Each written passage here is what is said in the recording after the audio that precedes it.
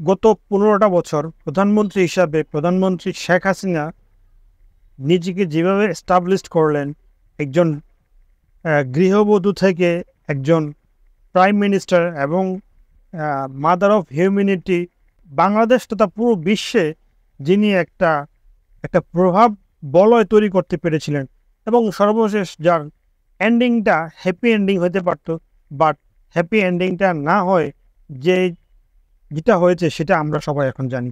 এখন দেখেন, এই যে এই যে ওভারঅল সিচুয়েশন থেকে আমাদের কিন্তু কিছু জিনিস শেখার আছে। আজকে প্রধানমন্ত্রী এই পরিস্থিতি কেন হলো? এই পরিস্থিতি কি হওয়ার কথা ছিল আদৌ?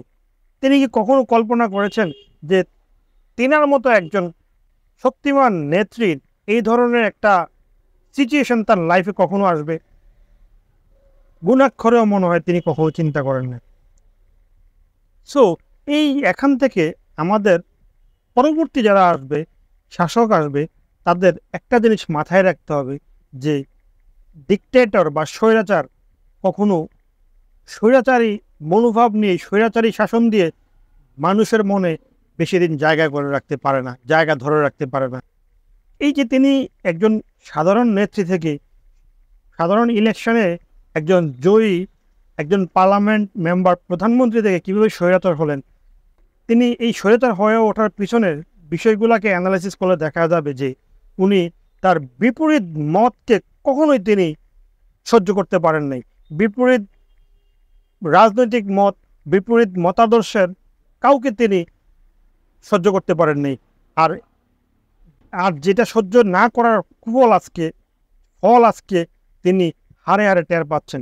আজকে যদি তার একটা শক্তিশালী বিরোধী দল থাকতো, আজকে যদি একটা গণমাধ্যম, একটা লিবারেল গণমাধ্যম থাকতো, যারা তাকে প্রতিনিয়ত প্রশ্নবিদ্ধ করত, তাকে প্রশ্নবিদ্ধ করে করে তাকে পিউরিফাই করত, তার কাজগুলাকে, যেই কাজ তিনি করবেন সেই কাজটাকে যদি ক্রস এক্সাম করার মতো লোক থাকতো, তাহলে আজকে এই শেখ হাসিনার এই পরিণতি হতো না।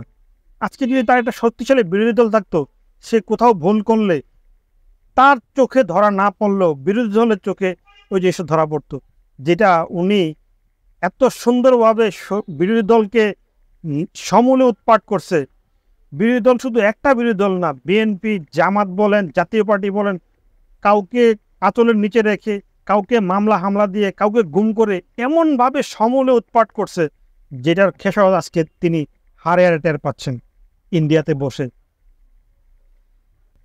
তো আশা করব যারা পরবর্তীতে ক্ষমতায় আসবেন, আমাদের দেশে কাউকে না কাউকে তো ক্ষমতাটা নিতে হবে, টেক ওভার করতে হবে।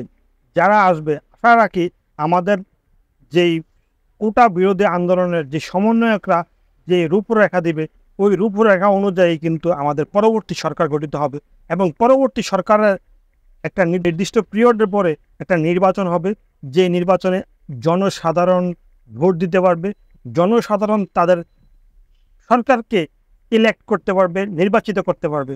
আর ওই নির্বাচিত সরকারকেও মাথায় রাখতে হবে যে জনগণ এবং বিপরীত শক্তি, বিপরীত মতাদর্শী মানুষ, বিপরীত রাজনৈতিক পরিচয়ের মানুষ, বিপরীত তাকে ক্রস এক্সাম করার মতো যারা মানুষ থাকবে, তাদেরকে যদি দমন পীড়নের মধ্য দিয়ে রাখে, তাহলে এটা কখনোই একটা সুখকর রেজাল্ট নিয়ে আসবে না এবং এটা দীর্ঘদিন কিন্তু এভাবে দমিয়ে রাখা যাবে না।